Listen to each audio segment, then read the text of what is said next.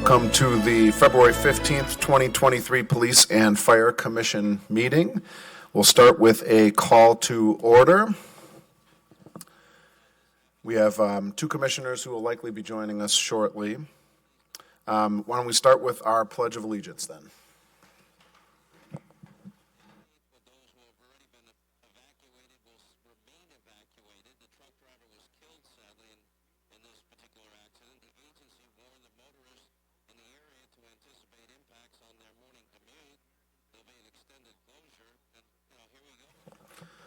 All right, thank you very much. So we are a couple months removed. We had a January meeting that we passed on just because there weren't too many agenda items. So we've got two sets of minutes to review.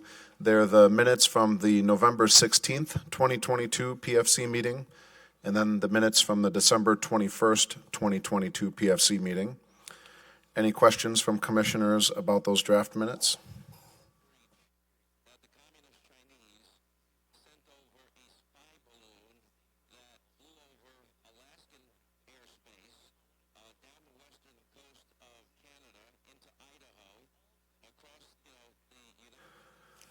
Okay, any last thoughts on our proposed minutes?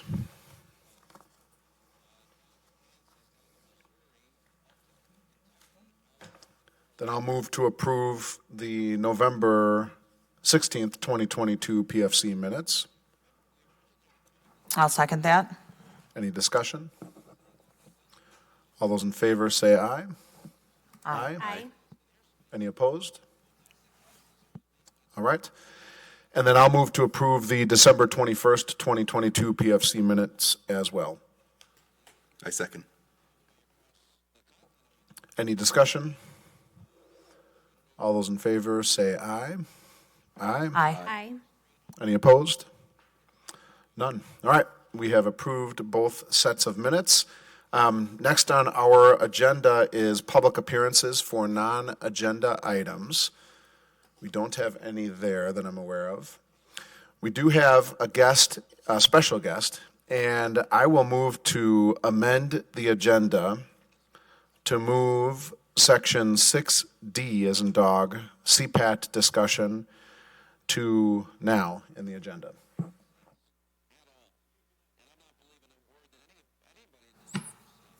I'll second that.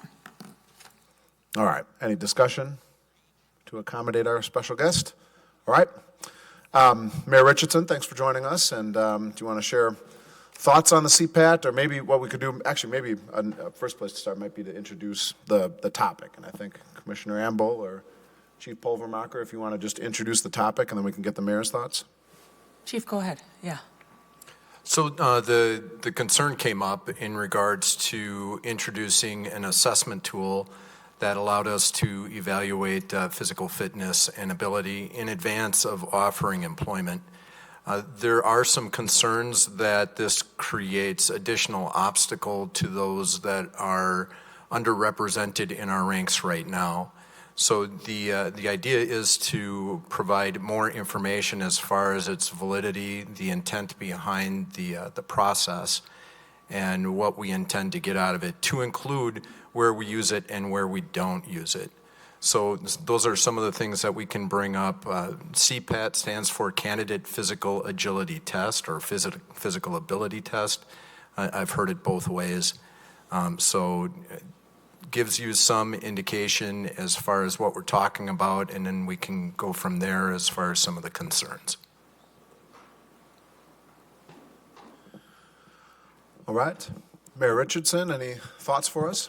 Yeah, I know this is something that you guys discussed a couple months ago or so, and adding it. And it's something where, as of right now, the way you have it approved is that people need this on application. And I know that Sarah, I don't know if you want to go through the application numbers in a second here, but my concern is that I understand the need to make sure people can do the physical job, absolutely. But my concern, especially having an application, is that it really perpetuates need to be in the know that you need something like this. And so my concern is that it's reducing the numbers of people who are applying, and especially women and people of color. And I think that we saw that impact already. So I think that even changing it to at the end of a probationary period that you have to have the CPAP, I think would be a huge improvement. There's no place in Dane County you can get this done right now. You have to go out of the area to do it, and so that causes barriers and challenges for many people as well. And I think when you look at our current staff, we could use more diversity. I know that's something that the chief is concerned about, I'm concerned about, the council is concerned about. And so I think that's important that we're doing whatever we can to reduce barriers and make it easier for people to become either firefighters or paid on call firefighters, because both those pools need to be more diverse than they are.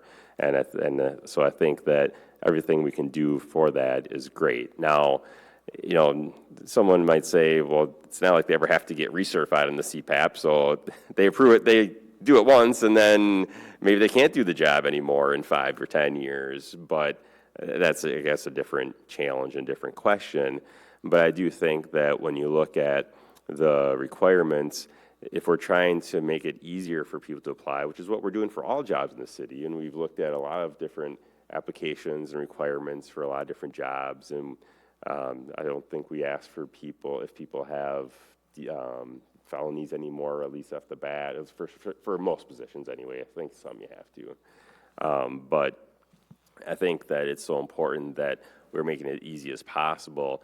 And I think if you really want to get forward thinking, I think in some ways, how can you also do something, you know, for the police department? There's a lot of people we hire that don't have any of the requirements. We have to send them to the academy for that.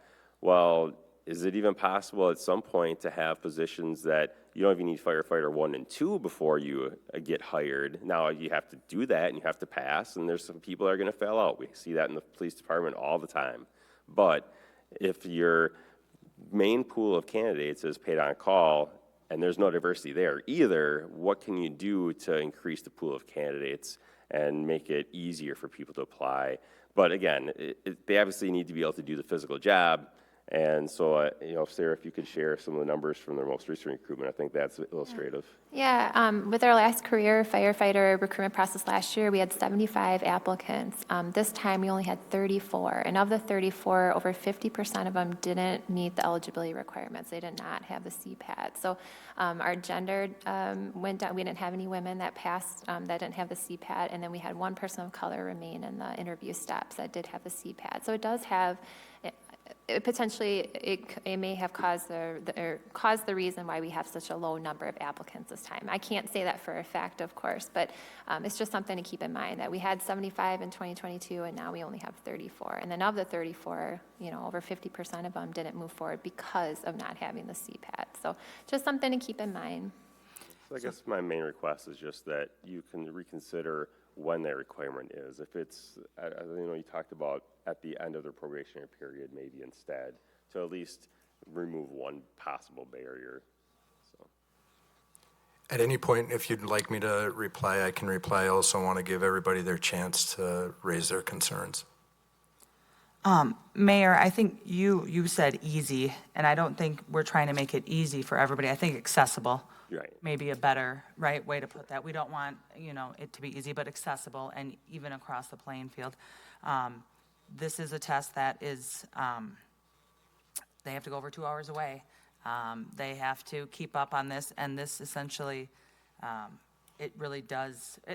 My opinion is this test was put into place years and years ago when we were having the mass applications, when we were having hundreds and thousands of applications, and this was a universal physical agility that came into place to help cut down that application amounts, where kind of essentially weeded through people. Not necessarily, you weren't getting the ones that were going to guarantee to be good firefighters. What this test really does, it essentially means that you're physically ready to be trained.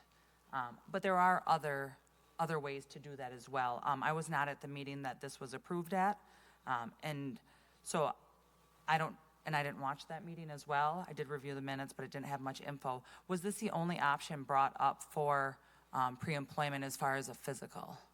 So this was the one that we offered because it's the one that is vetted and is defendable and is most likely used throughout the fire service.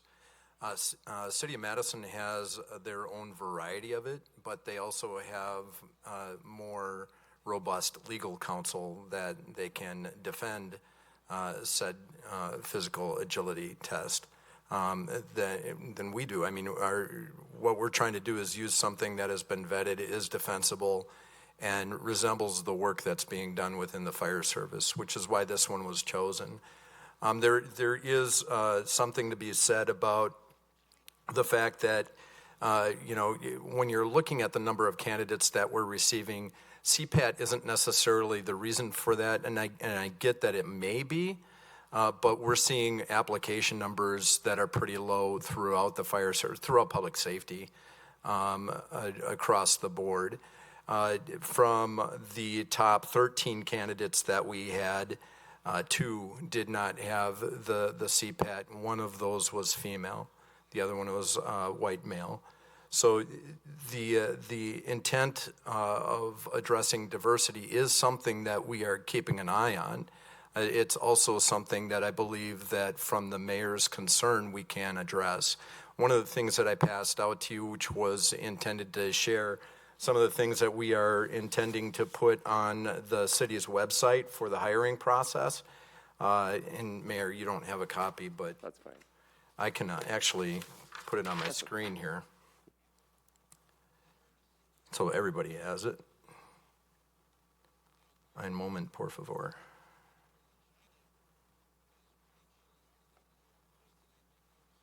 So basically, as I'm trying to get that to come up here, is the fact that we during the new hiring process would consider putting that after the conditional offer. It gives people the ability to apply without the CPAT. It also then puts us on notice for having to make sure that the CPAT is something that they have access to. We can provide transportation. We can pay for the CPAT. And we can give them a certain amount of time so that it's done in advance of them being hired. But then the obstacle isn't with the hiring process. The other thing that I'll bring up, which I was going to bring up later as a separate agenda item, has to do with where we use the CPAT and where we don't. We don't use the CPAT for our interns, for our sponsor candidates, and for our paid on call, paid on premises. So they can come in, they can be a part of our department, we can develop them, we can actually put them through the CPAT while they're part of our department in those roles at those levels. And then when it comes to career, they will already have had it. So when they come through the door for their application on the career side, we've already prepped them, we've given them the opportunity to get the test, and in some situations, we funded it. What I'm also looking for is to be able to provide this equipment in-house.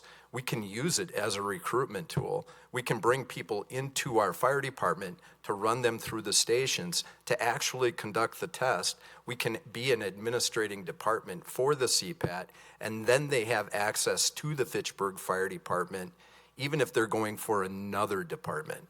So they have that unconscious subliminal exposure to the Fitchburg Fire Department as we run them through the skills. We also looked at the potential of providing some more information to college athletic directors, specifically Title IX college athletic directors, to maybe bring them into the fire department, run through the process, and expose their student athletes to what amounts to a very athletic profession, giving us the ability to share the value behind that. So what I'm sharing on my screen has to do with the thought process behind a revised hiring process. Yeah. So the current process, the one that we have in front of you tonight, had the CPAT as part of the process in advance of the conditional offer. What I'm proposing is the CPAT after the conditional offer. And then it would be an assessment like no other, or I should say like the others that we provide. So we also have a medical assessment and a background. and those are provided after conditional offer. And that's where I would propose to put the CPAT as well, because it gives us the ability to have contact with the candidate. It gives us the ability to coach them through the process, make sure they have transport to the assessment, and if funding is an issue, we have the ability to take care of that as well. Chief, did I hear you say it would be a potential to conduct the CPAD here in Fitchburg? Because that makes a lot of sense to me. Yeah, so there's two things that I have to do with that. We have to purchase the equipment and become a licensed, accredited facility. So all told, the initial expense for that is going to be approximately $50,000. That's a discussion for another group, not necessarily the Police and Fire Commission, but we do have the intent of being able to provide that equipment in-house for two reasons, actually multiple. One would be the fact that we would run the test in-house. The second one is that we could then have it available to prepare candidates for it.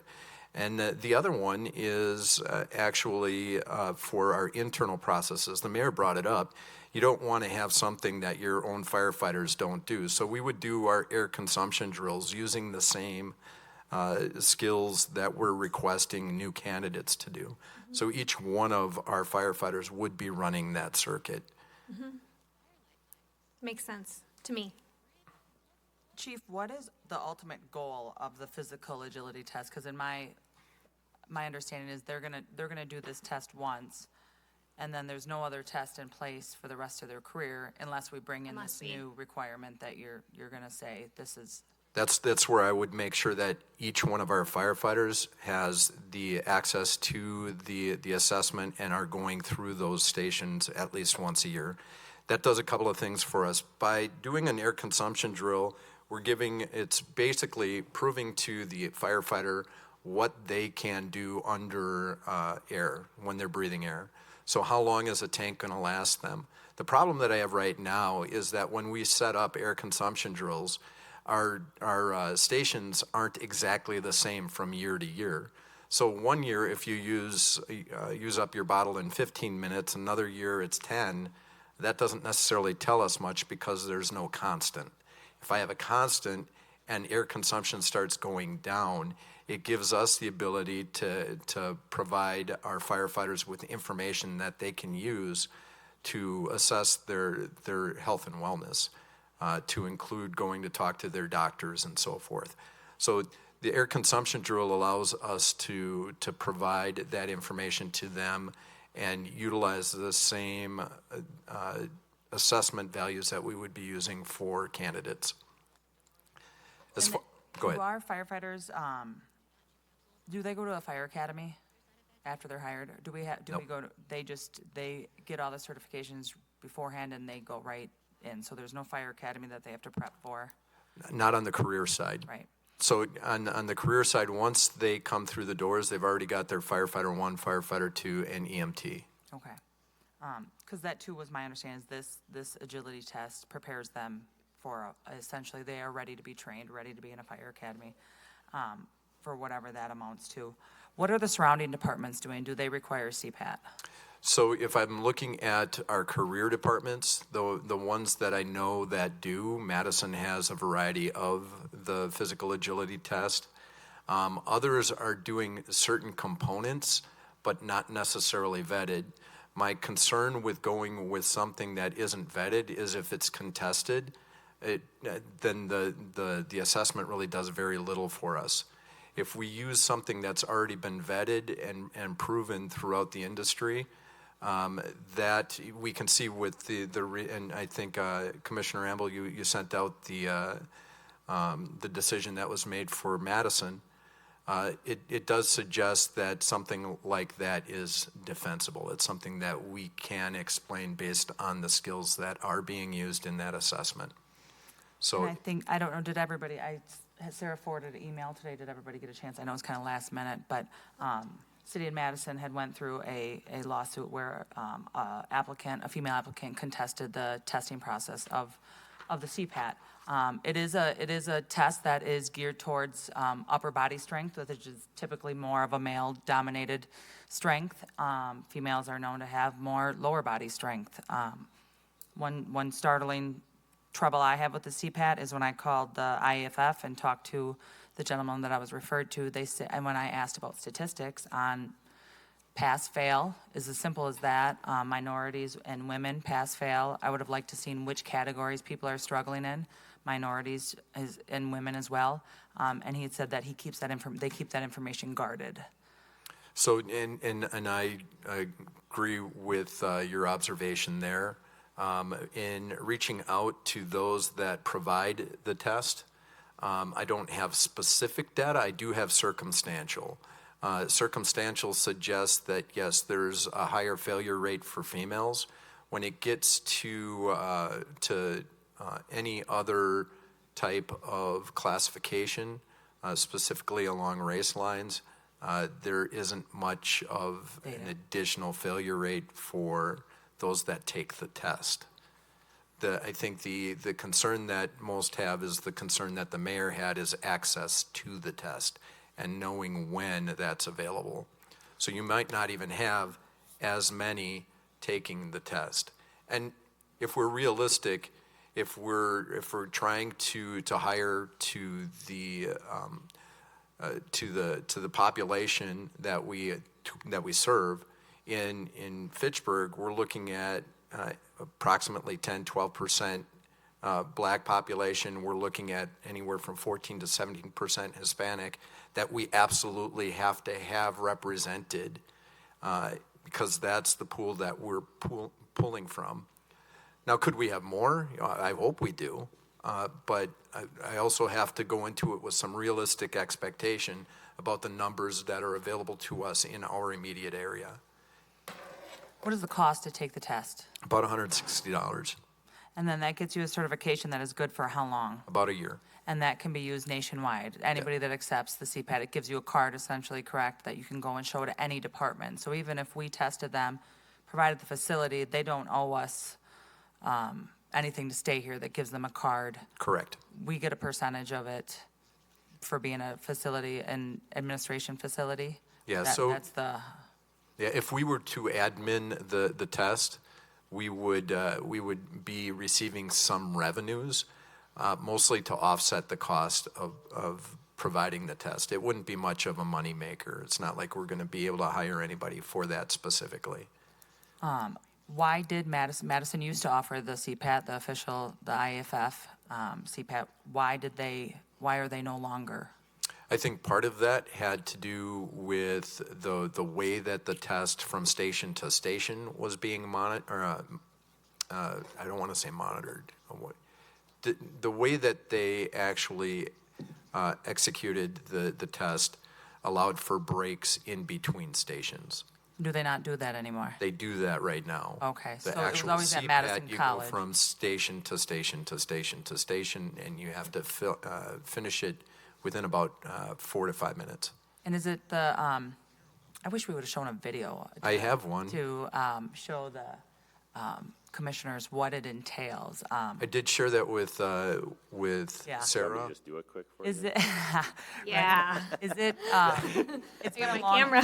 I didn't watch the most recent, if anything's changed, but my understanding it's, X amount of obstacles where you go and you press record, you listen to the instructions. The test administrator says, do you have any questions? And then you proceed. And then you go to the next station, press the instructions, it tells you what to do. And you're getting breaks in between each one. So it's not essentially like a stamina thing because it's not a continuous cycle. You're stopping in between. I remember they said, would you like some water? Would you like it was nice. It was nice. It was What hard. was that? When was that? Yeah. That was so that would have been 98 to 2001. Yeah. 3 years. So has that changed now? Yeah, the CPAT has stayed fairly consistent. The instructions the way that I've seen it administered is they have a proctor that follows the candidate. The proctor is reciting instructions as the candidate is walking. So it's real-time instructions that are provided. as they go through each skill station. So they're no longer the significant They- pausing. They could pause to take a breath, and it's actually designed so that it allows for some pausings. I mean, there's no time rank associated with it. It's pass fail. So whether you do it in 2 minutes or you do it in 5 or whatever the amount is at the end is inconsequential. Everything has to do with whether you just got through the assessment. What is the goal of this test? What do we not have currently that kind of led you to want to bring this to change our hiring process, especially when it's such a tough time to hire people? And I hear the mayor's worry that this does create another obstacle, another accessibility. It really does limit our pool. Yeah, I think the main thing behind that is a couple of things. When we talk about why it was done, it's because I had 3 paid-on-call recruitment academies, if you will, in a row where we lost over half of those that we hired. And that's on the paid-on-call side. We have a little bit more flexibility when it comes to hiring people for the paid-on-call side than we do on the career side. There's some additional investment into the career side based on the fact that we are likely to see them for a much longer time period. So the paid on call, they weren't able to do the physical part of the job once you got in a little deeper. Yeah, Is that right? we saw that the biggest issue was with ladder work and in some of the hose line advancement. So from my layperson's perspective, Yeah. I want my firefighter to be able to drag a 25-pound hose, and I want them to be able to do a stair climb and a ladder raise and forcible entry. So from a layperson's perspective, I think it makes sense. And I want firefighters in physical condition to do the job to save the public. I'm not sold that this is a significant barrier to diversity or to gender based on one recruitment period over the month of January and December. I like the idea of making it part of a conditional offer and then helping individuals who do have any barriers, actual barriers, get it. And I also like the idea of bringing it in-house, and not necessarily as a way to raise revenue, but a way to offset revenue that the city invests in order to make sure that our firefighters in the city of Fitchburg are up to the physical demands of the job, which is physically demanding, again, from my layperson's perspective. So and I apologize for interrupting. I think my goal through all of this, or the question that I had for myself, is where is the greater liability? From a hiring standpoint, offering someone a job that is not physically prepared to do so, is that a liability? And that's genuinely a question. I'm not asking you that in a snarky remark. I truly am wondering, is that the greater liability? Letting someone go through their probation because they can't meet the physical requirement, is that a liability? Or not offering the position to a candidate of an underrepresented community, is that a greater liability? Or do we use the CPAT as a recruitment tool to prepare candidates for the process and the physical demands that are required for the position? Do we use it as a method of education, preparation, and outreach? Can we do that with the different levels of firefighters that we have? And once again, I was going to share that with a different line item, but there's a couple of things that I can offer in that regard. And then the other thing is, at present, we don't require this for our interns, our paid on call, or our sponsorship candidates. And I always do this. I put something up on the screen and I talk around it and not even move it on the screen. So I apologize for that. The thing that I did want to bring up is this here. It's it's a different line item, so I'm just going to address it this way. Okay. Just wanted to make. And Chief, while you're looking for that, you know, I pulled up the IAAF, you know, website on the candidate physical ability test. You know, it's developed based on committee work starting back in 1997. It addresses some of the discrimination types of concerns that led to that litigation in the city of Madison. And there's more information out there, and a video of it would be, I'd find that interesting, and maybe it's something that we can take a look at another meeting and continue to kind of learn more about this as we integrate it. Oh, I'm sitting in the wrong seat for this type of feedback, but really, if you're going to have this sort of physical fitness test, it makes the most sense to me, and again, I'm a lay person and I just think I have a lot of common sense. It makes the most sense to me that we would have the test available to candidates. So, okay, you're interested in applying to the city of Fitchburg. Come, all of you. Do this test here now today. If you pass this test, then we move on to the next steps. But I think we are, if you want to say discriminating, putting barriers, whatever it may be, I think those barriers are because we don't have it here today for them to come and do. All of this problem just immediately goes away in my mind. But again, layperson, maybe a little common sense, maybe not. I don't know. So from that regard, understanding the barrier and the concern for the fact that the closest evaluation area is 2 hours. 2 hours away, we will provide transportation for that. And especially if we're getting into the point where we've identified somebody as a top candidate in our process and we've just offered them a conditional offer, we're going to do what we can to make sure that we evaluate that in advance of offering the position. And then they know if they're not offered the job with the final recommendation, why that was and what improvements can be made. There's complete transparency in accordance with that, the same that we would do for their medical, physical, and for their background. Chief, do you agree that this test will not determine if these are going to be good firefighters for the city of Fitchburg?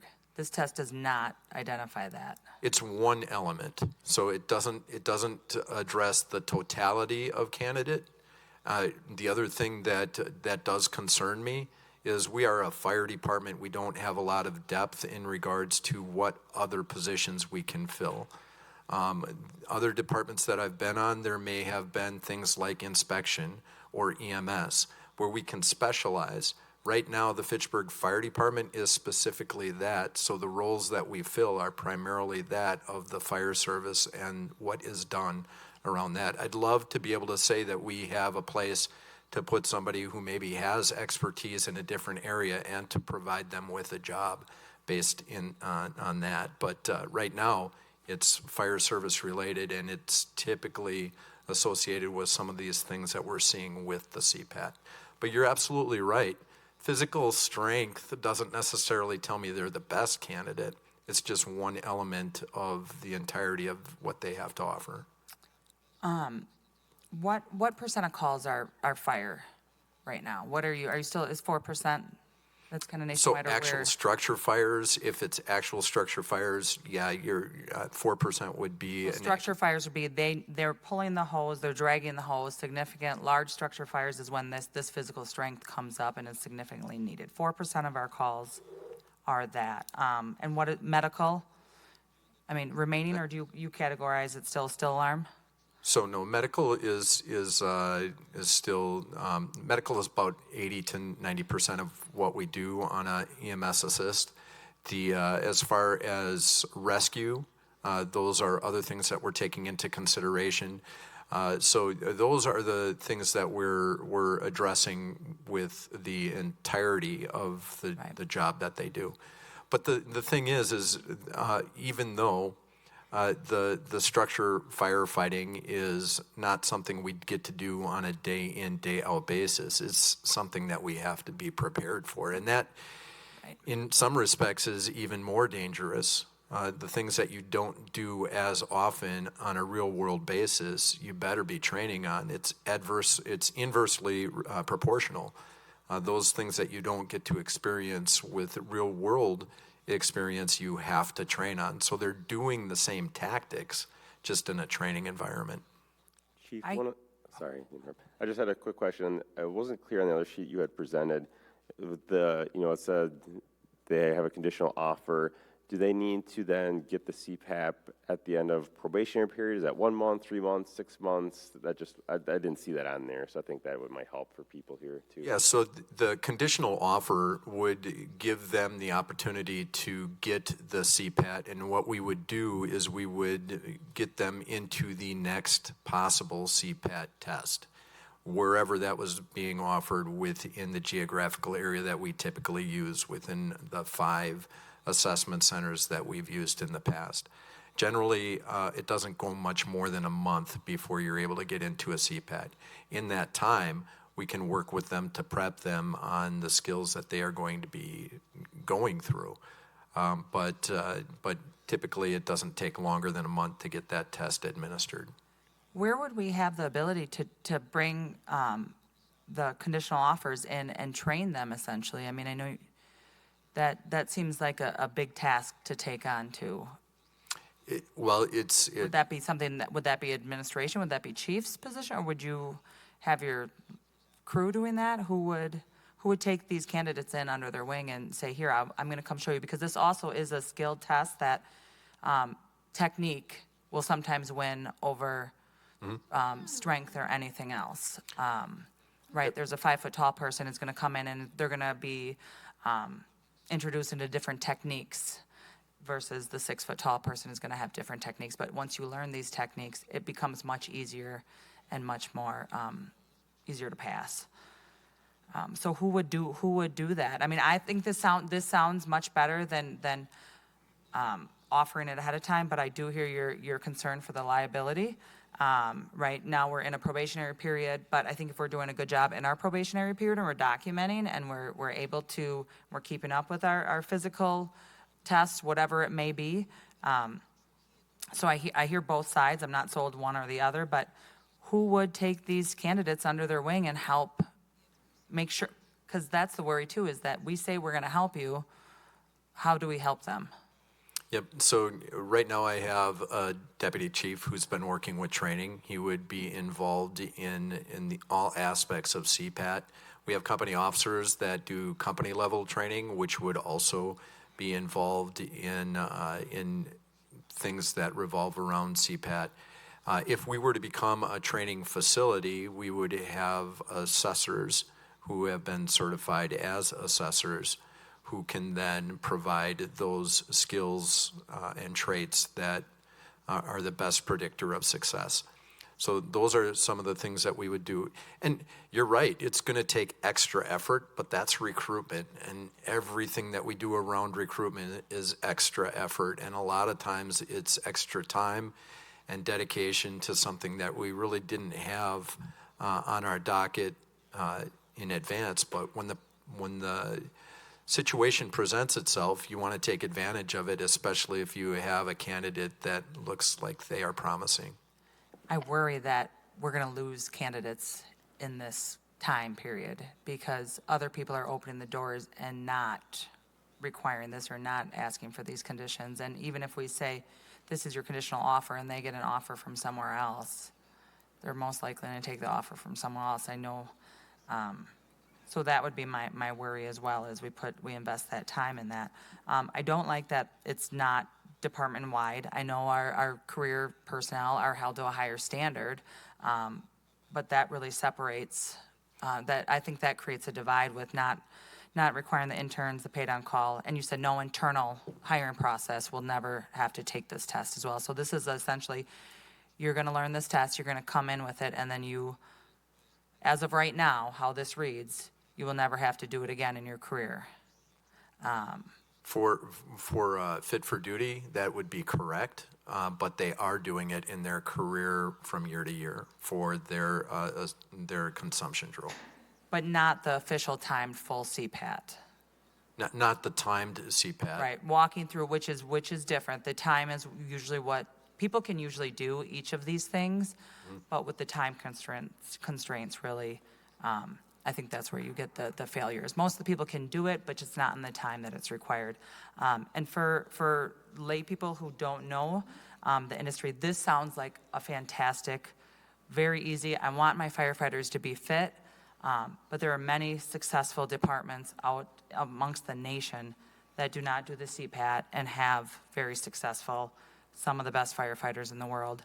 I don't think this is the end-all, be-all. I want our firefighters fit as well, but I want them fit over their career. I want them physically fit. I want them emotionally fit. You know, there's a lot that comes into it.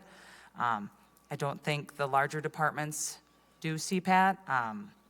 It is a safe bet from a liability standpoint because it is backed by the IAFF and they have significant pull. I mean, there are states that require this as their only physical agility, entire states that do it.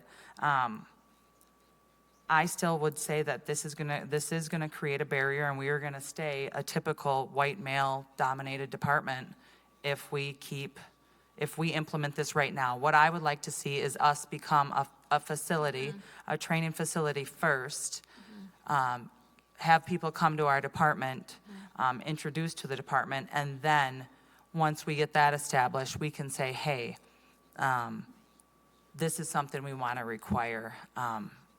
There's got to be a different physical agility because I think in the military, you know, physical agility is important throughout your entire career. Just because you come in and do the test, you have to continue doing the test every time they see you. The fire department does not do that. There have been some of the best fit people that have came into the beginning of their careers that have become the most unfit because there is not specific standards to held accountable for the rest of their career. Then you're going to have the struggle between interns paid on call, internal promotions where they're not being held to the same standards as our career. I just don't like that. I think there is a way to see if they can drag a hose, to see if they can lift a ladder, to see if they can do the things that we have to do 4 to 10% of the time. But also keeping in mind that there are thousands of firefighters that are great firefighters, physically capable, that haven't ever had to take this test. So that's, I would say that we look into administering it as a department versus requiring it. And I would be open to discussion about another sort of physical ability test that we can. I think it's very important to have physically capable people, but not. This is extreme to me. This is extreme for a solution from whatever perspective. And I would like, if there's another option, I would love to weigh that out. And if it's an option that is continued throughout their career, I think that's going to ensure that we have the most fit firefighters on Fitchburg Fire. If that's the goal, most physically capable and physically fit, it has to be something that's held throughout their entire career. This isn't gonna, I think this is a superficial fix, and it really weeds out a significant amount of people. The fact that I can't find those statistics on pass-fail demographics, I don't like that. So I would be open to further discussing it, and I don't know if we would have to vote as far as to remove it, because I think it is now currently on the process, or if we just continue the discussion at another meeting, or what kind of action we need to. Yeah, so we just have it on the agenda as a discussion, so if we wanted to make a vote, we'd have to put that on a future agenda, but we're at a point where we're not going to post again for career firefighter probably for a while, because we have a list established. Well, we will hopefully at the end of this meeting. So one of the things that you brought up is larger departments don't offer this, and it's great because of the fact that they have more depth than we do. We hire a firefighter maybe once, however many years, and so once we have them, they're long-term firefighters typically. And it's not like we have a lot of places to put them if they're, let's say, less physically fit. And granted, coming into the profession, it's a time to provide assessment. It gives us an idea of their mindset and their intent on where they're going to go within their career. It's not an end-all be-all. There's a lot of things that change throughout somebody's career that maybe impacts what they do, and sometimes it's line of duty stuff that impacts their ability to carry on at the same physical level that they did when they first started. So we want to be conscientious of that. We want to absolutely make sure that what we're doing is with the best intent. And you bring up another thing as far as looking into to other potential assessment tools.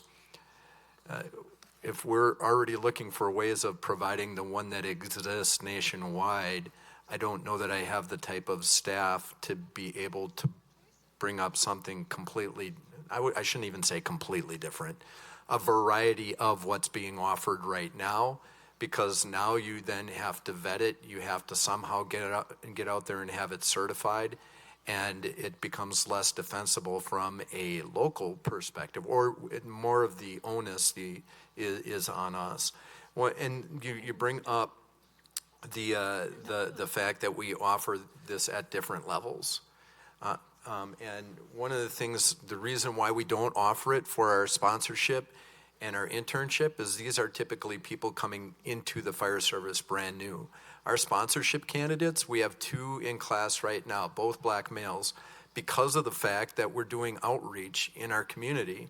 And I'm not saying that they're always black males. They're not. The last time we ran sponsors through, one was a white female, one was two were white males.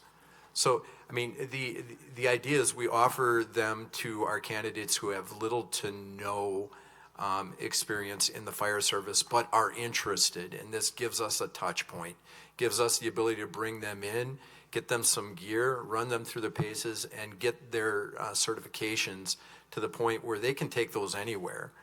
We have about 4 people on staff right now that are on staff because of our sponsorship. Internship, these are kids right out of high school, so they're not going to have a lot of experience either.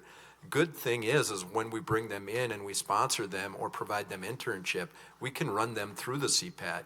And as they're going through the tech schools, they're already made aware of the fact that the CPAT is pretty much the standard of the day for many career departments. Not all, but many of them do require it.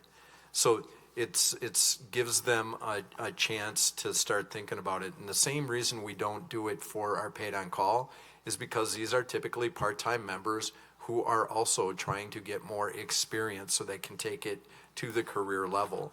So one of the things we do is we do not require it here, but then we offer it over the course of time that they're with us. So if a career position does present, especially in the Fitchburg Fire Department, they already have it done, it's already taken care of, and we've helped them and fostered them through that process. And it's the only place where we're offering CPAT right now, because this is where we're seeing the longevity of employee. Our paid on call, paid on premise, we see them for about 2 to 3 years, and then they move on to other departments. Many of them with the CPAT because they need it in order to get jobs elsewhere. So I'm just using something that already exists within the industry. I'm not saying that we use it and never evaluate it again. I'm just saying this is one area that we can make improvements and actually use it for education and recruitment. Make our candidates even better within our profession. One of the strengths that we have in the Fitchburg Fire Department is we set our firefighters up for success regardless of where they go. In the 7 years that I've been here, and I use this term, and it's not a great term to use, but I call it checking the box because of the fact that we have a number of firefighters that really do check the box for diversity and equal opportunity, and they go on to receive jobs elsewhere because we've positioned them to do so. We've trained them, and if we can't put them on the Fitchburg Fire Department because we don't have the career positions, they're at least getting jobs someplace. And we've done a very good job of bringing firefighters through the process to be able to position themselves well within the industry, to the tune of about 3 to 4 a year since I've been here. And it's always been that way. Fitchburg Fire has always had a great reputation for essentially supplying other departments with great firefighters. Absolutely. It is, I mean, in the 25 years that I've been around the industry, it hasn't changed. I just had 3 firefighters who were employed by 3 different departments. One was white male, white female, and black male. One is with Madison, one is with Green Bay, and one is with Akron, Ohio. All 3 of them spent 2 years, almost 3 with us, but are now employed elsewhere because of the fact that they've received their training. And every one of those departments required the CPAT, and we made sure they had access to it. So I was looking back, it was the October 19th PFC meeting last fall, and maybe what we can do is put this on the agenda for next meeting, and we can all go back, review that October 19th discussion. I think it probably happened in open session. Review tonight's discussion ahead of our meeting next month, and then next month we can put an action item on the agenda or potential action item. I think that sounds good. And I think I also want to just kind of reemphasize the fact that we're in different times for sure, for applications, for applicants, and we've already seen a significant over 50% decrease in our applications for a firefighter position. That is worrisome. Creating another barrier to encourage more people to apply, I don't know as if this is the time for it, right? Once those numbers start going back up again, I would maybe be more willing to support it. But and if you can get any statistics from anywhere, like I said, I reached out to the IFF and they said it was guarded. He also had advised with your demographics and your size of a department, he would not recommend it. That is something that he says, we are in different times and we need to make sure that we're getting applications. And he actually shared some info with me that I'll forward to you as far as speaking with the council and advocating for needs for police officers and firefighters from that aspect. So I'll share that with you. But yeah, I think we got to keep that in mind when we're making these big decisions that create these hoops to jump through for applicants, is that we went from 74 applicants. I mean, when you started 7 years, how many applicants were we then 7 years ago? I mean, were we in the hundreds? No. No, it's always been like 100, 150? No. Where are we? No. No. When I started here, it's always been under 100. Really? Okay. And to be honest, a lot of those applications weren't accepted through past the review stage. Okay. In the situation that we had with the latest round, those that applied were able to go through at least through the review, and then we selected the top 13 candidates. How did you help the 3 that were just recently hired achieve their CPAT certification? So we make them aware of the fact of where they're being held, and we make sure that they go through it. And there's methods, there's different ways that they can build strength and conditioning in certain areas to better position themselves for the cardiovascular nature and the upper body strength specifically that would be needed.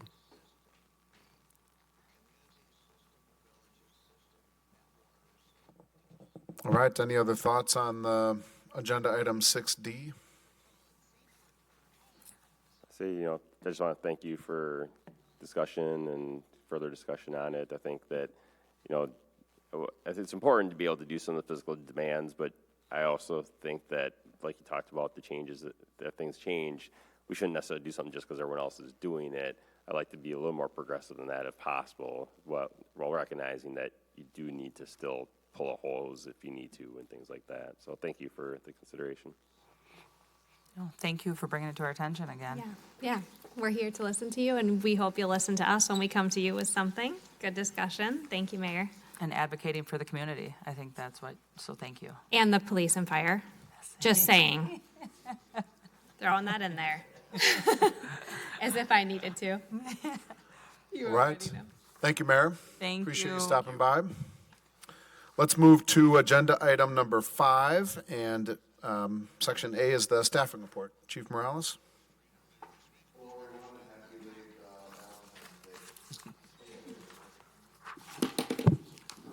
Am I on now? All right. Okay, for staffing report, we're down 8 police officer positions. We do have 1 detective on limited duty. I should let you know that there's 4 other members that are in the background stage for Dane County. 2 police officers, 1 detective, 1 sergeant. Out of those, the 1 detective is on our status for eligible for retirement this year as well. So we anticipate a vacancy there, either through retirement or leaving to another organization. That said, that's the staffing numbers. Other than that, everything is consistent.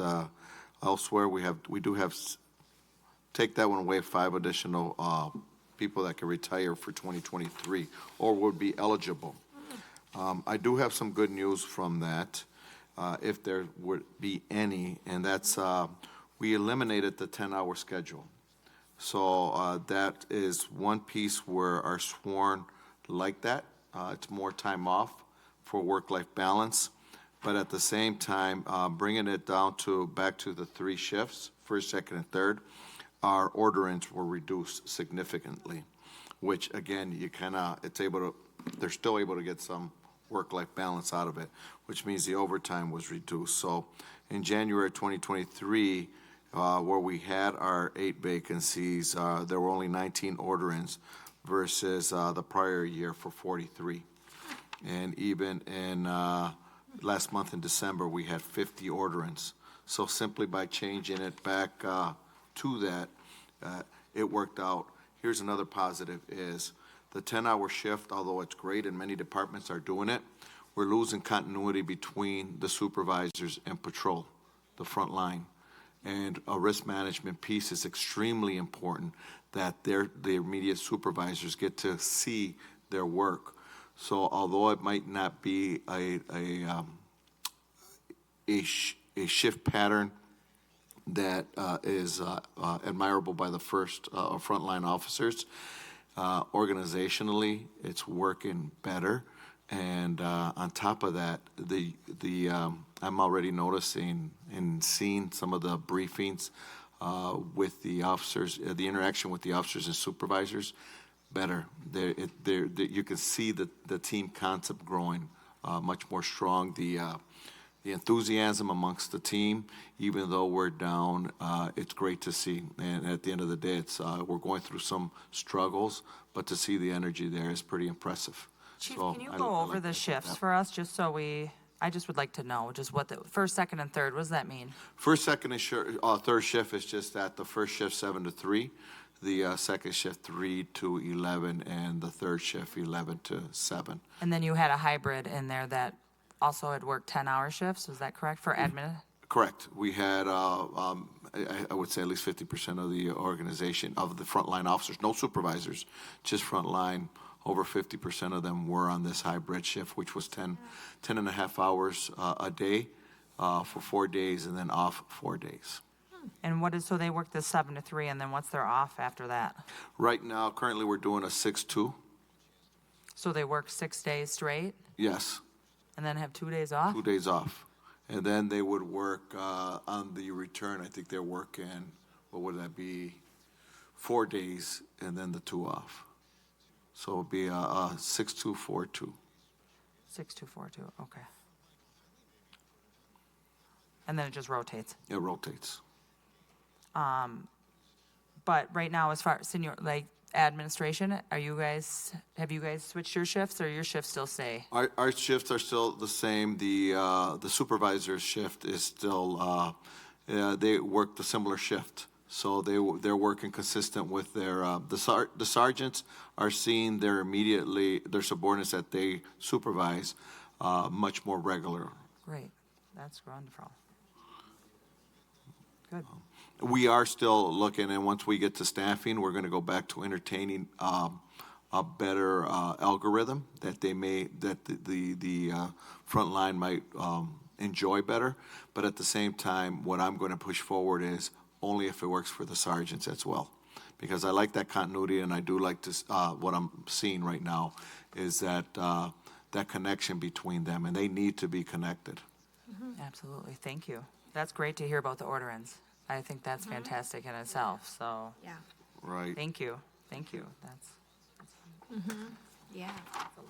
50%. Chief, have you heard from any of the people who are looking at other organizations that it's because of the shift away from 10-hour shifts? That they're, could you say that again, sir? Sure, for the people who are looking at other organizations, the four that are looking at Dane County. Oh, yes.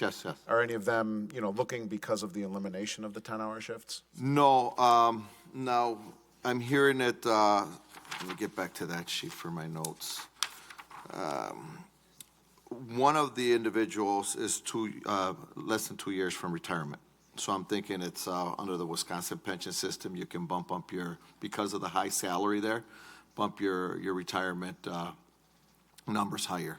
The other one is also, the detective is retiring, or eligible to retire, so that would also work for them.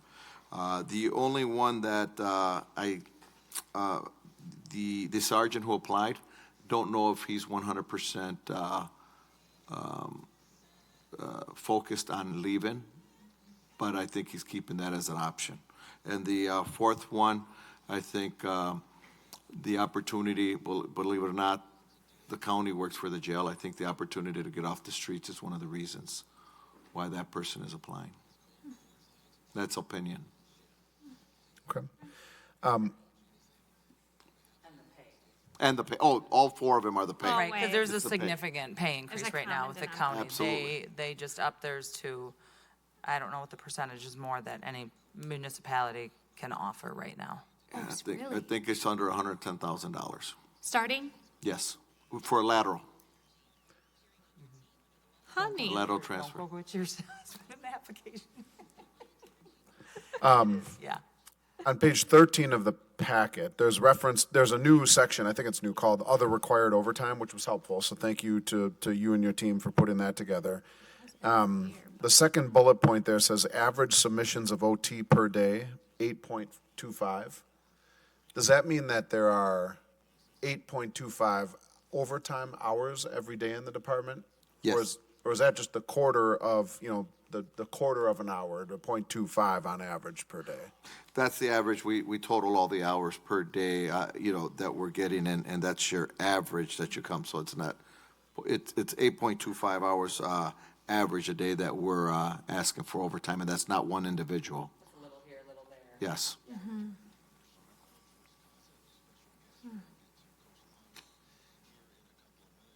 Any other thoughts or questions on the staffing report?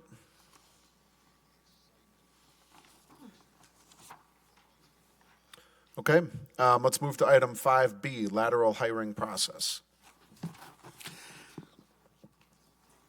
Would, All right, so right now we have a continuous recruitment for police officer, and we don't have any laterals that have applied yet. But if we do get a lateral that applies, we want to be able to hold interviews right away. Right now we have interviews scheduled for March 1st to March 2nd for we had, a little over 30 invited to schedule an interview. People are still scheduling, but if we were to get a lateral, we want the authority to have just one interview process. It would be with the command staff and then a community member. We would still have a balanced panel to get multiple perspectives, but we would just avoid having a first panel interview and then a chief interview. So we're trying to see where we can streamline the process so we don't lose a lateral, because once they apply, it's important to get moving on it. correct. I just spent last week a few days over at a Chiefs conference for Wisconsin Chiefs.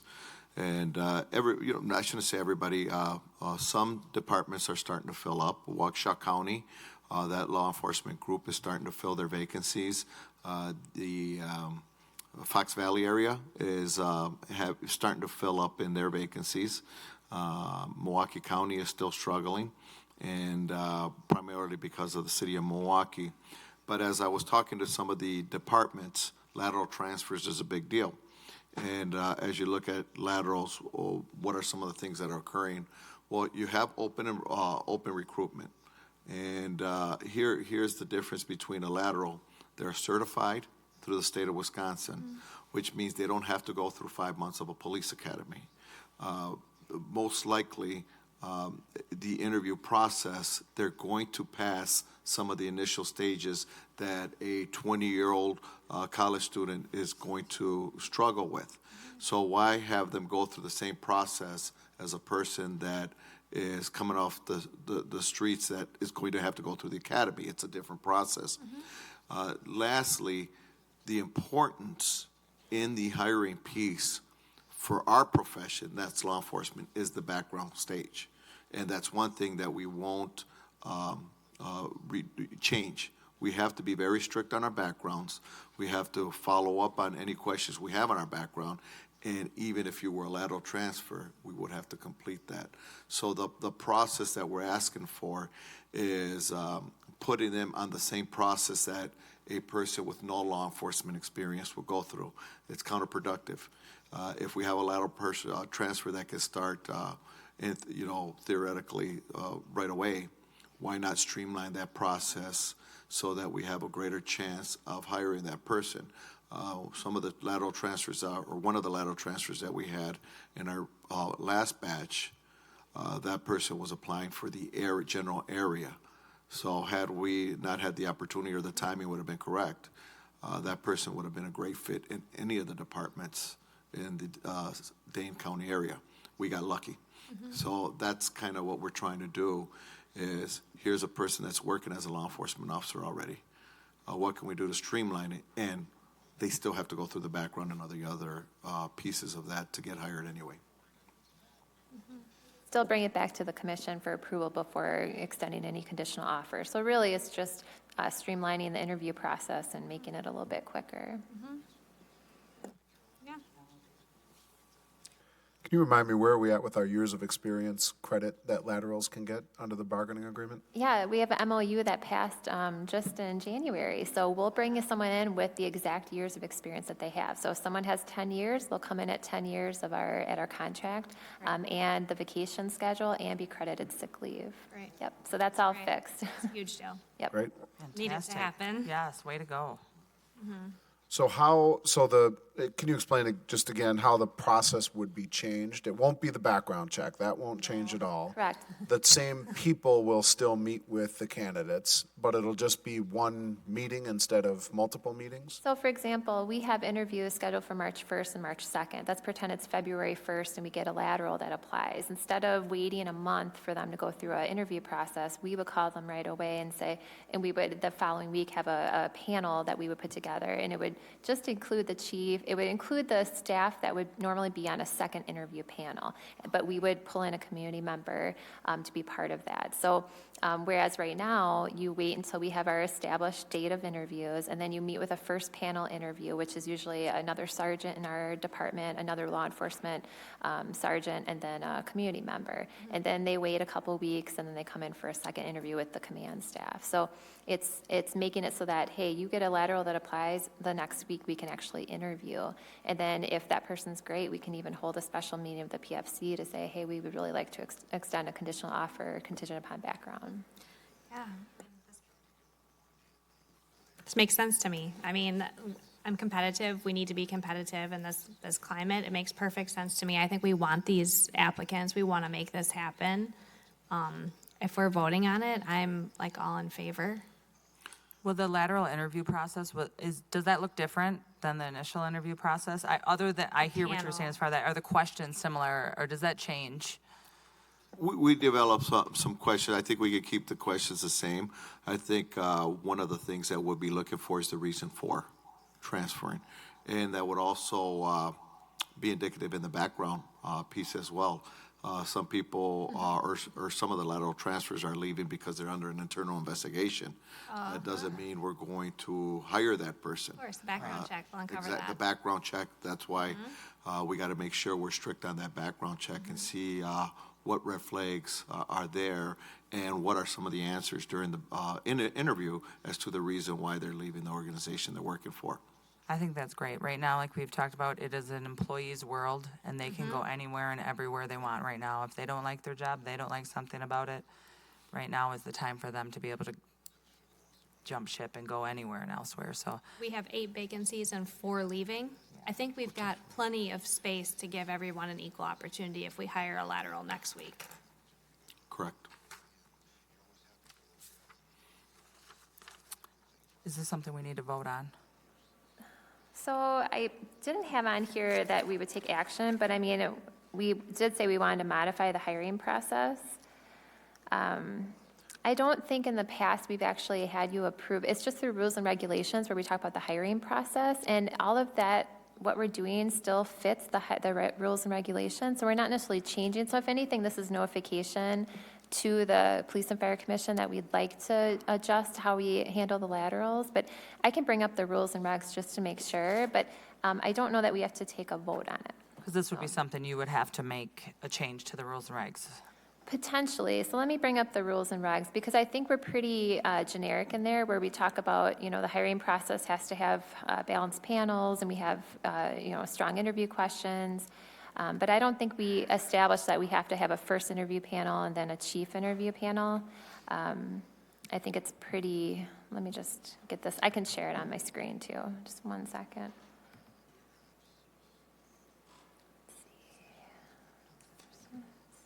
Oh, nice. I kept looking over at your stack. Okay. So I'm going to share this on my screen here.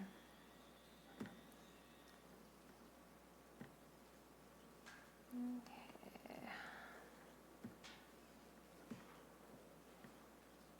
I always have too many windows open. Here we go. Close this out. Okay. Oh, it says the screen sharing has failed to start. Just one second. Come on.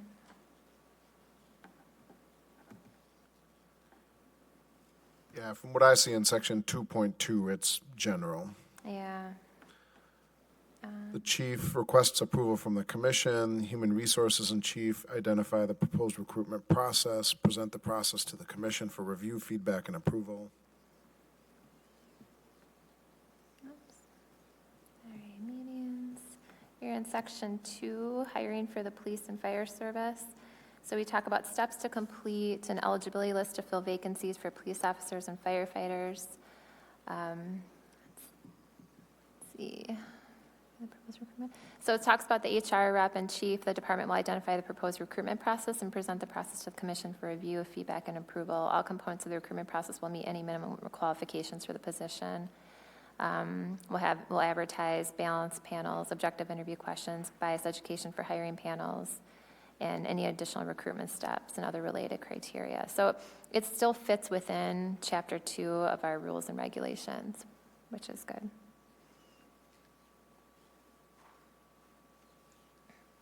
So no action taken. no action. Chief, thank you for advocating for this. I think this is great, right? I mean, you could easily sit back and just kind of ride the waves, but I appreciate you bringing this to our attention and advocating for the best interest of our department. I think that's awesome, so thank you. Thank you, thank you. Credit to Sarah as well. We do have a lot of conversations, and we're just trying to figure out how to get some of these. Got to get creative right now. Chief, also, I would like to say thank you for keeping your eye on the standard and considering the climate in the country right now with what's happened in Memphis. It's been revealed that standards were lowered to hire police officers, and now there's the liabilities and the consequences of those actions. So I appreciate you while trying to, expedite the process, but not losing sight of the fact that we got to maintain our standards. Thank you very much. We had a long conversation last week about that, and you hit it right on the money. You can't lower the standards. I know we've been talking about standards. There's ways to expedite certain processes to give people an even playing field. You still have to have some of these standards, though, to make sure that we keep that risk management down. We're mitigating these risks. All right, any other thoughts on agenda item 5B? All right, then let's move to agenda item 5C, closed session. Any motions to take us into closed session? Were we going into this for the discussion of the lateral? Nope, Or so no, there's closed something else. session is to remove the probationary status of a police All right. officer. I can take us into this. So pursuant to section 19.85 subsection 1 subsection C, Wisconsin statutes, the commission will move into closed session for the purpose of considering employment, promotion, compensation, or performance evaluation of any public employee over which the governmental body has jurisdiction or exercises responsibility. More specifically, to remove the probationary status from a police officer. I hope that's what that was, because I'll second. Any discussion? All those in favor, raise your hand and say aye. Aye. Any opposed? None. All right, we will move into closed session. All those in favor, raise your hand and say aye. Aye. All right, we are back from closed session. Any action items coming out of closed session? I would like to make a motion that we move probationary status from Officer Olivia Munson. She completed her probationary period on February 11th, 2023, and it has been recommended by the police chief to place her on full police department and no longer have status as probationary officer. I second. Any discussion? Oh, congratulations. Great. All those in favor of removing the probationary status of Officer Monson, raise your hand and say aye. Aye. Aye. Any opposed? None. Great. Congratulations and thank you for your service.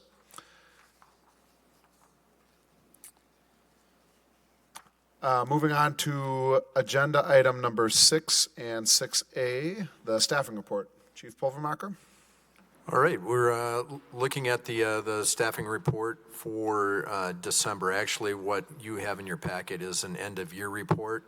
One of the things that we'll be addressing here by the end of the month is our annual report that will be published for city view, which will include this data.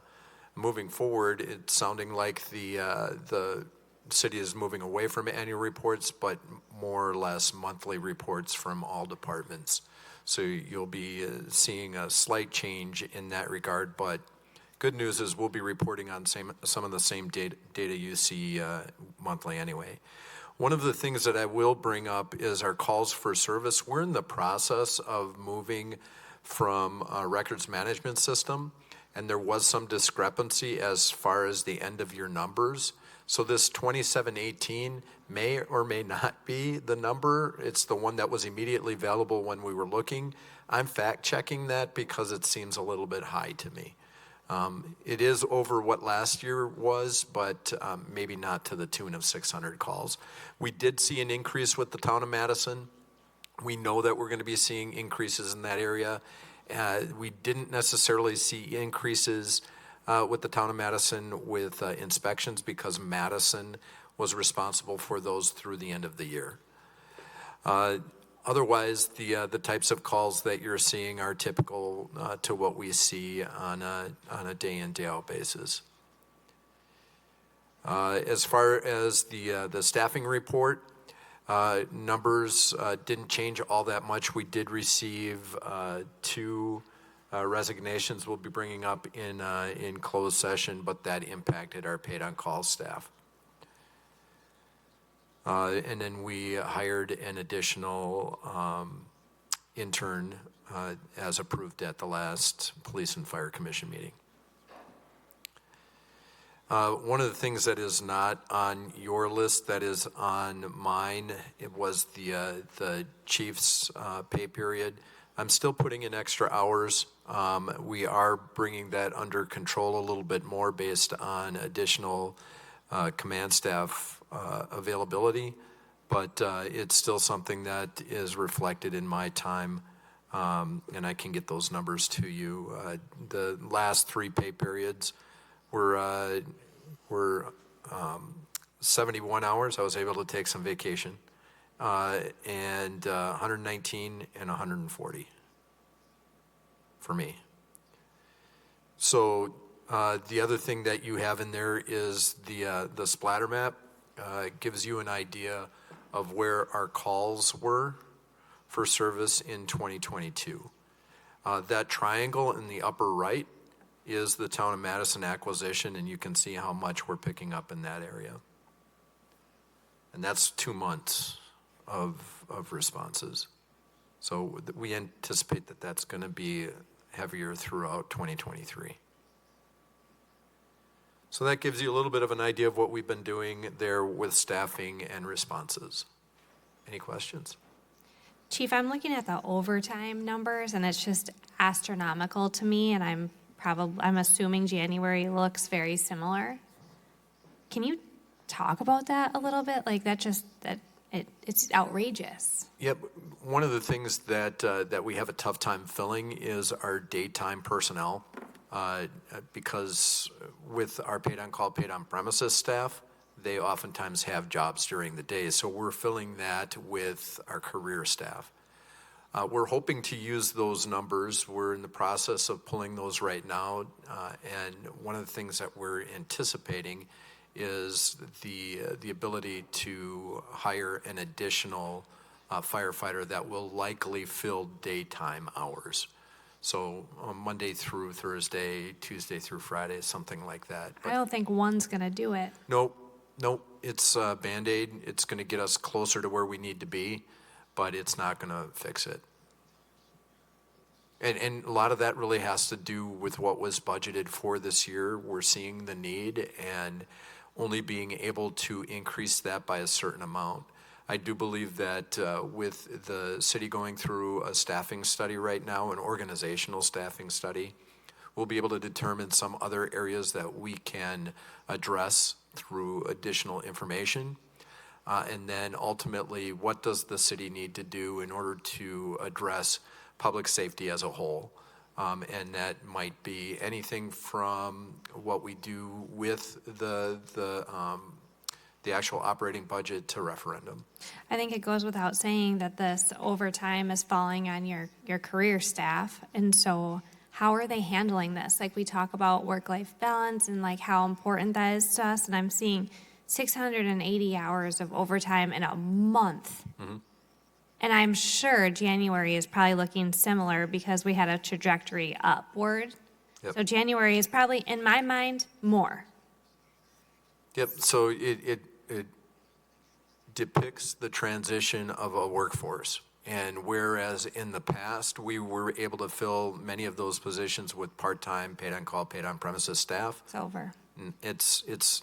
We'll always be able to maintain, and I go out on a limb by saying always, because we'll always be able to train new firefighters and give them education and experience. The levels to which we're using paid-on-call, paid-on-premises are not going to be the same moving forward. Gone are the days of people just being able to donate 8, 12 hours out of their day. Oh, it's gone. You know, it's the Achilles heel of the fire service. For the longest time, yes, we've made it work because we've had people who are willing to do it. Right. And now with society today and where people are placing their priorities, it's in family and full-time jobs. So we just have to be conscientious of it. I hope you as the chief will be a really strong advocate for this as you move forward, because I mean, obviously we're not the seats that you need to be talking to, but looking at this number, it just looks really problematic to me, and I think you're gonna burn out people, especially some of your veterans. They've been on for like 20 years. Like, they don't want this. I don't know, I'm assuming. These hours they make because it helps with their pension, so that would be the only and toward the end, right? Right, towards the end. Now, call their wives and you'll they get may a not. completely Yeah, different exactly. answer. Right, maybe and too that's expensive.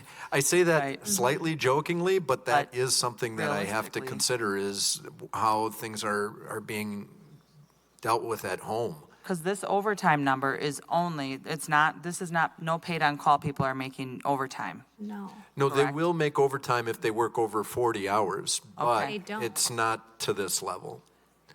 Are any of these numbers paid on call included in the overtime? The overtime that we track is strictly career Career. staff. And again, just as a community, so everybody understands, so you have 680 overtime hours, and how many career staff firefighters do we have? This is firefighters, and this is lieutenants as well, correct? Yep. So, this So- is not yours, or is yours included in this? No, mine is filling not truck. included in This this. is filling just trucks. Right. This is line firefighters. So how many career firefighters do we have? We're talking about 13 people right here. 13 people, 680 hours. Vacations. Yeah, I so mean, that's, this is bare and that's Christmas. That's the holiday season that we're forcing that. We're a growing community that is seeing 2 hours per person. how we need to be able to address the response moving forward. And with a growing community, we need to be able to address what that looks like from a staffing perspective. 52 hours a month per person. I just divided that out. And that's not including someone that's on vacation. And you're 13, you might have a vacation, you might have a FMLA. That could be 10. Now you're down to 10 firefighters. You're dividing 680 hours a month. If we stick together long enough, you'll be able to determine my advocacy by how far the gray goes up.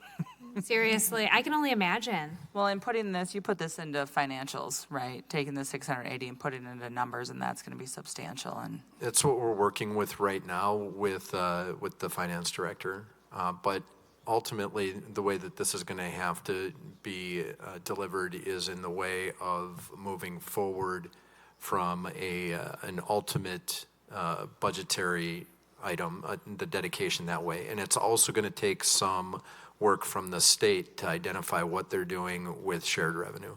this is a risk to me. This is a risk mandating this much overtime for our staff, right? This is where people are tired. This is where people make poor choices. This is where there's a lot to factor into this.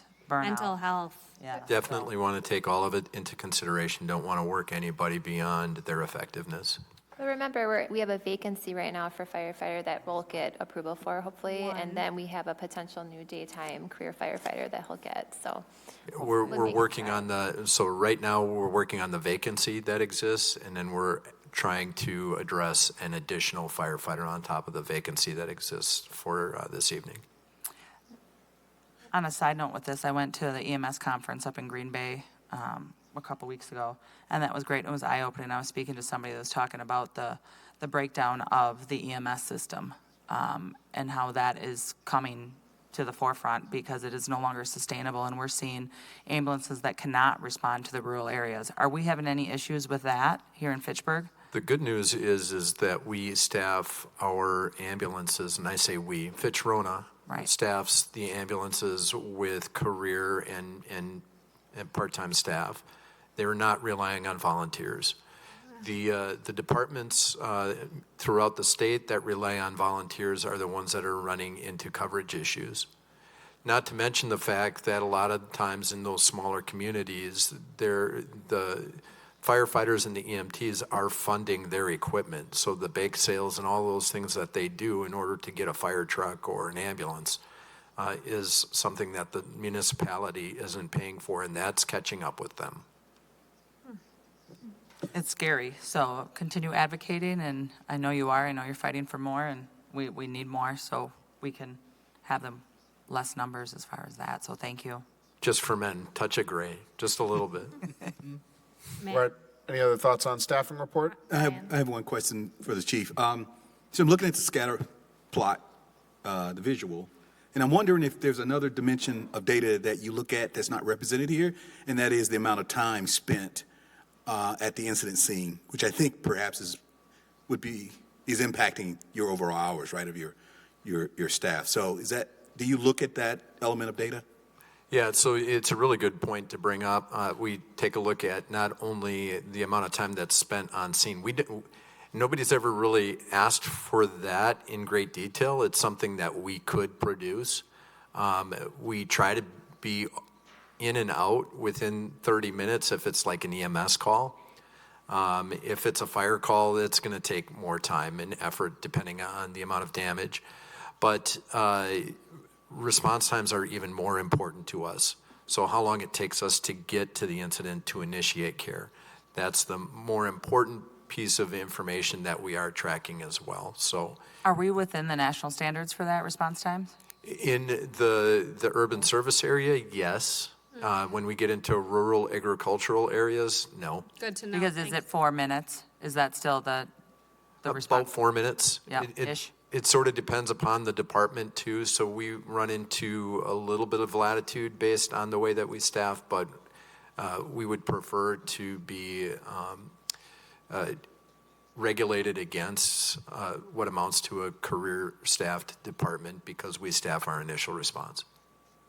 So that means if somebody calls the ambulance or a fire truck, we're able to respond within 4 minutes to establish care. Except for if you live in my If ranch, you're in the rural, you right. cannot be there with Yeah, 4 minutes. may- we're there's- looking forward to that underwriting of a helicopter. Yes. No, I'm kidding. I would like that very much. Right, other thoughts on staffing report? Yes, love that. So awesome. The grain bin Well, activity. let's move to agenda item 6B, closed session. I'll move to have a commission move into closed session for the purpose of considering employment, promotion, compensation, or performance evaluation of any public employee over which the governmental body has jurisdiction or exercises responsibility, more specifically to make hiring recommendations for career firefighter, and to notice the commission of 2 resignations of paid-on-call firefighters. I'll make a second. Any discussion? All those in favor of moving into closed session, raise your hand and say aye. Aye. Aye. Any opposed? None. All right, we're in closed session. We're coming back out of closed session, and we're moving to agenda item 6C. Any actions coming out of closed session? I will make a motion that we approve the Chief Pulvermacher's recommendation to a position of a career firefighter, and then approve his recommendation for an eligibility list for the career firefighter position as well. I'll second. Any discussion? All right, all those in favor of the motion, raise your hand and say aye. Aye. Any opposed? None. Do we need those as 2 separate? Nope. No? Resignations was just a notification. All right, we've already dealt with agenda item 6D earlier Talk about tonight. that again? Don't want any more information on that right now? My apologies. We'll move to agenda item 6E, firefighter opportunities, maybe. Chief? Yeah, so some of this I spoke to with the PowerPoint. The main thing that I need to get across is the fact that even with no experience, we have options available to bring people in. So independent of a CPAT, independent of certification, we still have the ability to touch base with them and get them into programs. So through our sponsorship program, through our internship program, we at one time had Fire Explorers, which allowed high school students to come in and experience the fire service. We're looking to do that again. It took somewhat of a hiatus during COVID and hasn't necessarily had much interest at present, but we do have the ability to make that go live again. And then another thing that was discussed at some level, similar to the police department's Citizen Academy, is to do something along the lines of a certified emergency response technician, CERT training. What that does is a couple of different things. Provides the exposure to emergency services. It also gives them a certain set of skills that they can use in their day-to-day lives, anything from CPR to stop the bleed to storm spotting. I mean, it's skills that we can then use in the event that we have something that affects the community. And so those are some of the things that we're doing. Main thing that I need to get across is we, with our outreach, we are trying to provide people opportunity to find talent and to receive the talent required in order to place their application as a career candidate in most career departments. The only 2 in the state right now, Madison and Milwaukee, have their own training academy, which allow their firefighters to be certified in-house. We just don't have that latitude. We have to rely on the VOTEC system through the technical colleges to be able to provide us with firefighters that have already received that training. So the reason why Sarah asked me to bring this up is she was somewhat surprised to hear about our sponsorship program and the fact that we have people seriously, since I've been here, at least 3 a year that we have sponsored into the program. And thankfully, some of those have come on staff, and we've been able to utilize because they've been trained. Our paid-on-call, paid-on-premises are those that require training as well. Maybe not to the level of the career staff, but still, we got to be very careful with standardization and training, making sure that those that are staffing our fire vehicles have the competency required. We don't want to put people in place just to warm a seat or to get them familiar with the position that they have no exposure to. Sponsorship and internship provides that exposure that gives them a lot of information as far as what they will expect in the fire service, and then we can take it from there. Chief, is sponsorship and internship different? Yes. Can you explain how? Yeah, so sponsorship typically is those, well, let me start with internship. Internship typically starts in senior year in high school. Somebody expresses interest. They maybe start talking to Madison College about the associate program. We are able to provide them with the exposure and the experience, and Madison College provides the didactic. And so from a sponsorship standpoint, these are people who maybe already have a full-time job, maybe already have a family, and internship, which is a resident program, they live in the fire station, is not right for everybody. So if they already have a family, already are married, something along that line which prevents them from living in the firehouse, we have this other option where we are allowed to sponsor them through their certification process, and it gives them the training that they need in order to staff the fire vehicle. If it's a change in profession for them, it gets them started in the right direction so that they can at least start placing applications. And can they be a part of the sponsorship and the paid on premise as well, or no? Because the sponsorship is not a fully certified. As they're being sponsored, they're receiving their certifications. So whereas some people have said, we don't associate people with the Fitchburg Fire Department when they don't have certifications, it's not entirely true. They're not responding, they're not counted as staff, but we are training them so that they can take that next step. So what type of training are they doing? They're going through Madison College and doing the Firefighter 1, Firefighter 2, and typically EMR. And the city pays for that, right? Yes. When they sponsor, so that's the whole. Yeah, it's actually sponsored by the state through our 2% dues, and we're able, with the amount that we do in inspections every year, it identifies some of the things that we need to be doing locally from an education standpoint. So that said, as long as they're affiliated with a fire department, their training is covered. So we affiliate with them, we provide them with the gear that's needed in order to go through the hands-on element of firefighting training, and then hopefully they get their certifications and we're able to recruit them for paid on call or more. Are they doing training and showing up and participating at the station and such as well? They're invited to, but a lot of times what happens is the training nights for Madison College is the same as our training nights. So we'll invite them. They're welcome to participate, and we offer as many ride-alongs as they want to participate in.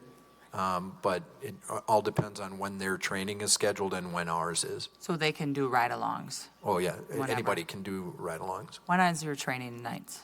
Typically the first Tuesday of the month. If you come during the first meeting in March, you'll learn all about harassment. Fantastic. And preventing it. Preventing harassment would be the better topic. That would be, yes. I went to at the EMS conference, there was shifting organizational culture from frat house to firehouse. It was very informational. Yeah, HR is a very real topic in public safety. Yeah. All right. Oh, thank you. That is good to know. Thank you for following up on that, Sarah. I think that's important. And other municipalities do that as well. They should be, yes. They should, right. And you hope that they there's no loss to them. If they come here and pursue this, they don't owe us anything, right? So this is just a supportive program that allows people to come and explore this as an opportunity for a career. Other than the wear and tear on our equipment, it costs us very little. Sounds good. Thank Right. you. Any other questions or thoughts on 6E? All right, agenda item 6F, recruitment update on Division Chief, paid-on-call firefighters, and fire science resident interns. So, Division Chief, we are going to be interviewing 7 for that position. How many? 9? So we had 9 applicants and 7 that are qualified that we'll interview. So that we're hoping to do within the first 2 weeks of March. We're assembling the panel right now and checking with schedules. And so those interviews are coming up. The paid on call, we are going through the applications on that as well. And tomorrow I should have more information on the panel and when we're bringing them in for interviews. Do we know this division chief, this is where we had to open it up externally, correct? Yep. Do we know how many applicants we had? We had, what was it, 9? 9 applicants total. 9. And only 7 of them meet the qualifications. Yep.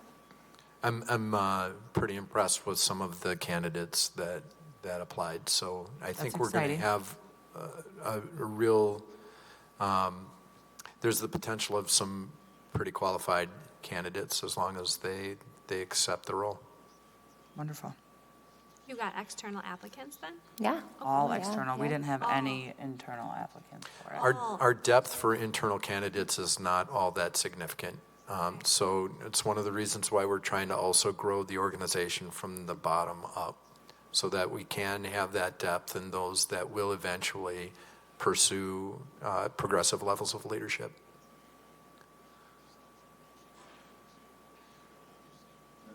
Fire science resident interns? Yep, so we got 15 applications for that. Now, one of the things that application, or excuse me, interview period is coming up on the 18th, Saturday.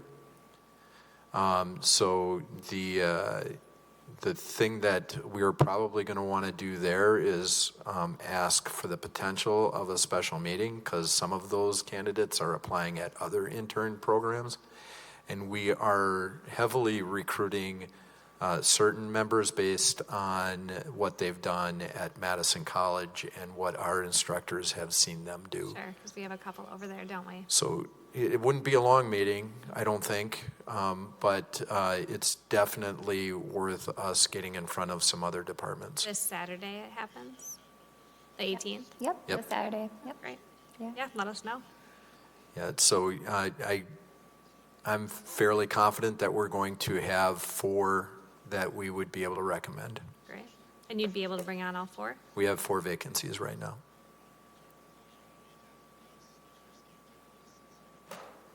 Right, anything else on 6F?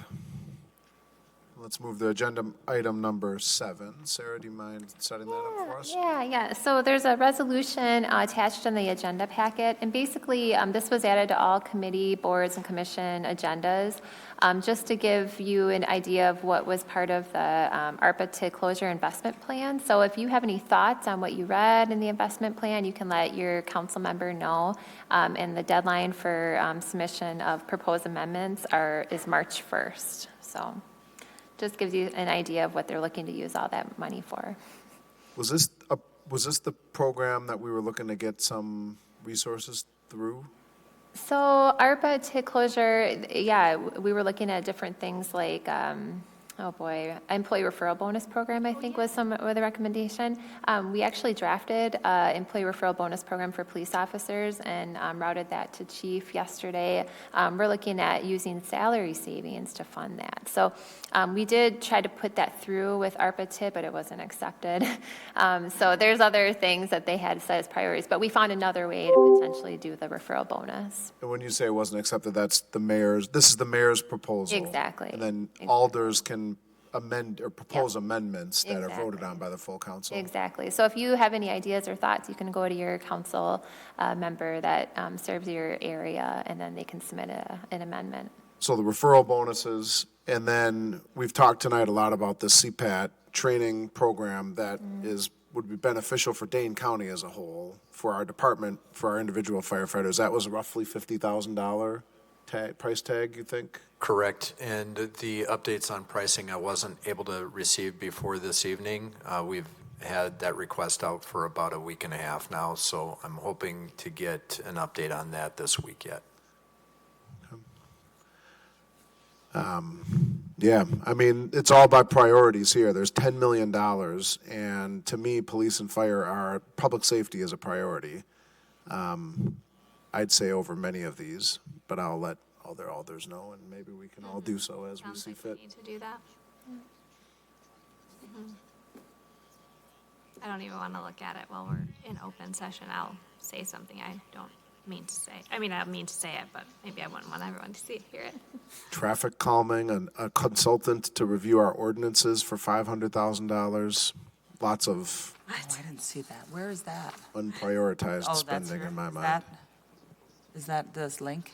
It is the link, right? Consultant? Maybe I'm speaking out of line for this, but the instruction or the thought process for many cities is one-time purchases. And I'll only speak for my area of responsibility. We need staffing.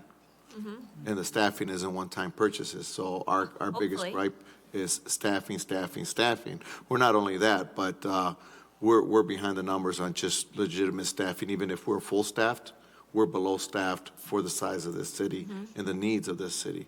So when we're asking for that additional staff, and again, risk management, the things that we need in place,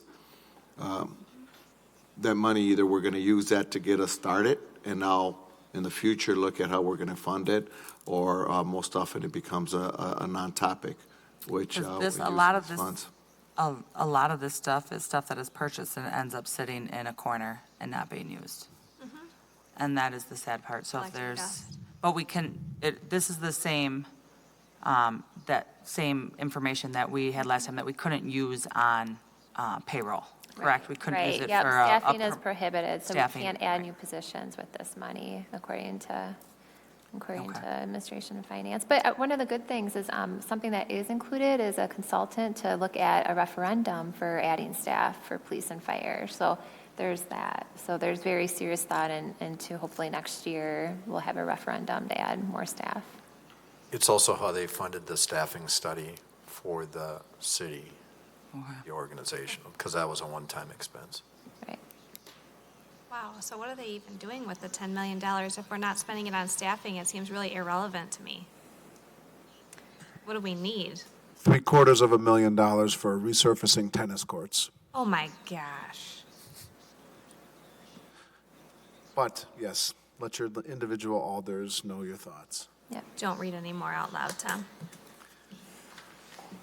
Anything else on agenda item 7?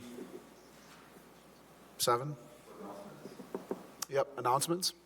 I have one announcement and correction. I sent out an invite for next week's community meeting. It's our second of the year. Our promise to the community that we will have one every month for this year and then expand once our staffing gets up to speed. But this one is for Wednesday, February 22nd. My error that I sent the invite for Thursday, February 2nd. It's the February 22nd is the date. So it's Wednesday at 5:30 at Redeemer City Church at 5356 King James Way. I really appreciated it.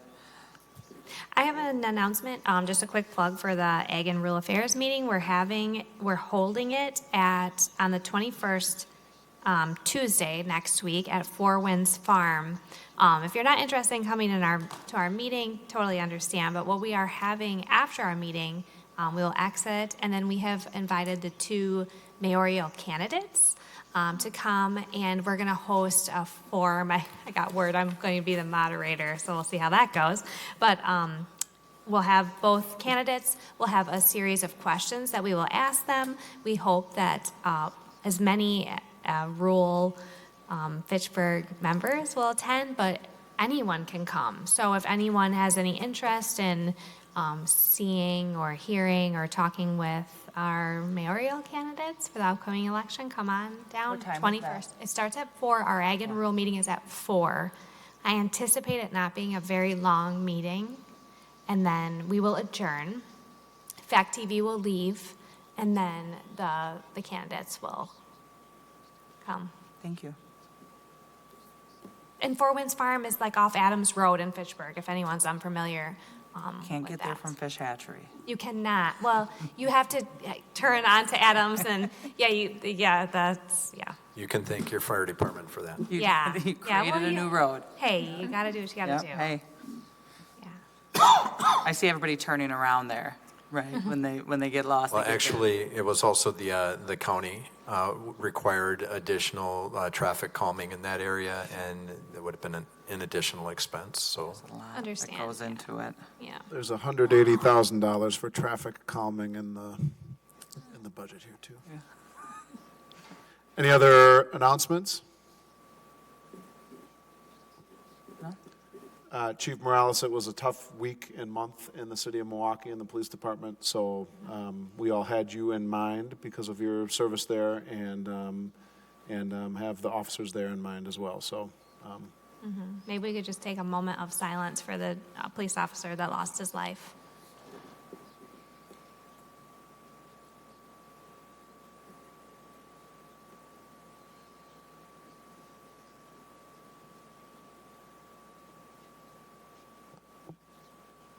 All right.